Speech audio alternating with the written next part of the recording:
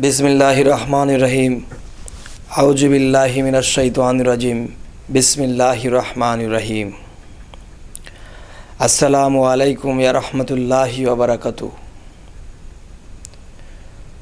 जगतेर सकल मानवगणके सालाम जानाइलाम एवं जगतेर सकल प्राणी सुखी थाकुक भालो थाकुक। आजके जे विषयटी आलाप करब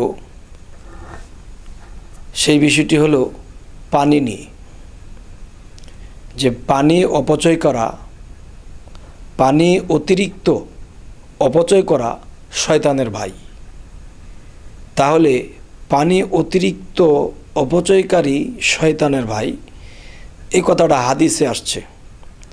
হাদিসে যদি এই কথাটা এসে থাকে তাহলে হাদিস তো কখনো মিথ্যা বলে না, কিন্তু হাদিসের কথা অনুসারে যদি যাই যে পানি অতিরিক্ত অপচয়কারী শয়তানের ভাই, তাহলে দেখা গেছে আগের দিনে ওলিয়ারা যারা ছিলেন তারা যখন ওযু করতেন এক লোটা পানি নিতেন, এক লোটা পানি নিয়ে ওযু সারতেন। এখন দেখা গেছে আমরা যখন মসজিদে যাই, মসজিদের কলটি যখন ছাড়ি খুব স্পিডে পানি পড়ে, এতে ওযুর কাজে লাগে 5 কেজি এবং 20 কেজি ভাসিয়ে গেছে, 30 কেজি পানি ভাসিয়ে গেল। তাহলে 5 ওয়াক্ত নামাজে যদি 30 কেজি করে হিসেব করি তাহলে 5 30-এ কত হয়? 150 কেজি পানি বাড়তি পানি চলে যায়, আর মাত্র 5 কেজি পানি ওযুতে যথেষ্ট, কিন্তু পানি চলে যাচ্ছে 150 কেজি বেশি। তো এখন বলতে চাই, যদি এই পানির হিসেব আমরা ধরি তাহলে পানি অতিরিক্ত অপচয়কারী শয়তানের ভাই। এতে নামাজ রোজা যতটুকু আমরা কামাই করতে গেলাম, দেখা গেছে যে পানি অপচয় করার ফলে আমরা শয়তানের ভাই হইলাম। তাহলে বোঝা গেল এই পানি তো মানুষের লাগেই, কারো বেশি খরচ হয়, কারো কম খরচ হয়। এতে যদি শয়তানের ভাই হতে হয় তাহলে মানুষ নামাজ রোজা যাই কিছু করতেছে, শয়তানের ভাই শব্দটিও তারা কামাই করে নিয়ে যাচ্ছে। কেন? যে অতিরিক্ত পানি খরচ হচ্ছে। তাহলে নামাজ রোজা ইবাদত করতে হলে তো ওযু করতে হবে, তো না হয় একটু পানি খরচ হইল, এতে কি আবার শয়তানের ভাই যদি হয় তাহলে সে তো মৃত্যুর পরে জাহান্নামী হবে, দোজখবাসী হবে। তাহলে হাদিস তো কখনো মিথ্যা বলে না। তাহলে হাদিস সত্যই আছে, কিন্তু আমরা বুঝি না। এবার আসি পানির প্রকার ভেদে। পানি কত প্রকার এবং কোন পানি অতিরিক্ত অপচয়কারী শয়তানের ভাই, কিন্তু হাদিস এই কথাটি স্পষ্ট বলে নাই। এবং ওলামাগণ যারা আছে, যারা জায়গায় জায়গায় ওয়াজ করে মানুষদেরকে বোঝায়, এবং তাবলিগগণ আছে যারা তাবলিগ করে, তাবলিগের আমিরগণ আছে, কিন্তু তারা পানির প্রকারভেদ বলে না। এমনকি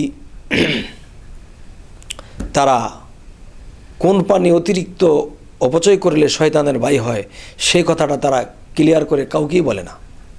তাহলে মানুষ কিন্তু বিপদগামী অজ্ঞানী অবস্থায় আছে এবং মনে যা চায় তাই করতেছে। কিন্তু সেই পানিটি কোন পানি?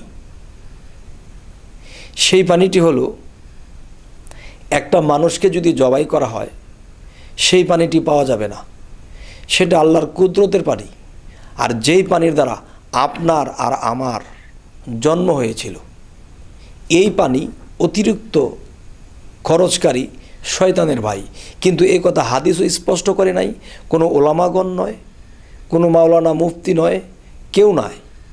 তাহলে এই কথাগুলো যদি মানুষকে স্পষ্ট না বলা হয় তাহলে মানুষ কিভাবে জ্ঞানী হবে, কিভাবে মানিয়া তারা চলবে? আজ আমি এই কথাটি ভাঙার চেষ্টা করলাম যে যেই পানিতে আপনার আর আমার জন্ম হয়েছিল এই পানি অতিরিক্ত খরচকারী শয়তানের ভাই। আর যদি সেই পানির কথা বলা হয়, সেই পানির হিসেব করতে গেলেও মানুষ 100-200 কেজি পানি ওযু করতে গিয়ে ফেলে দিচ্ছে, তাহলে সেখানে গেলেও মানুষ আল্লাহর কাছে আটকা পড়বে। এবং যদি এখানে আসি, যেই পানির দ্বারা মানুষ সৃষ্টি হয়েছে, এখানে আসলেও মানুষ আল্লাহর কাছে আটকা পড়বে।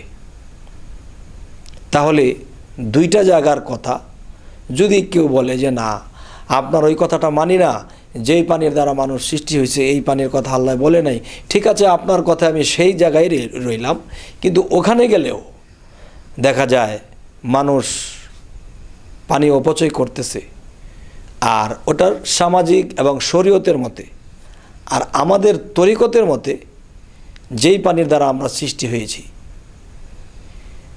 এখন এই কথাগুলো বলার উদ্দেশ্য হইল, কোরআন বোঝাটা অনেক মুশকিল।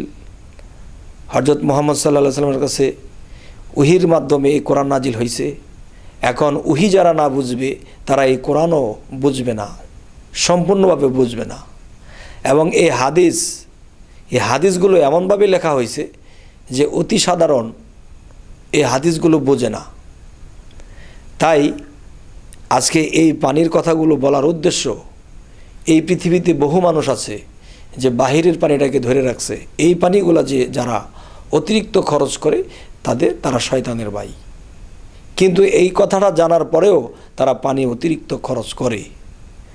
আর তরিকতের মতে, হাকিকতের মতে এবং আত্মজগতের মতে এবং দেহতত্ত্বের মতে যেই পানি অতিরিক্ত খরচকারী শয়তানের ভাই, এটা আমি প্রকাশ করলাম যেন মানুষ এই জিনিসগুলো চিন্তা করে এবং বুঝে। আর আল্লাহ কোরআনে বলছে, আমি কিছু কিছু নিদর্শন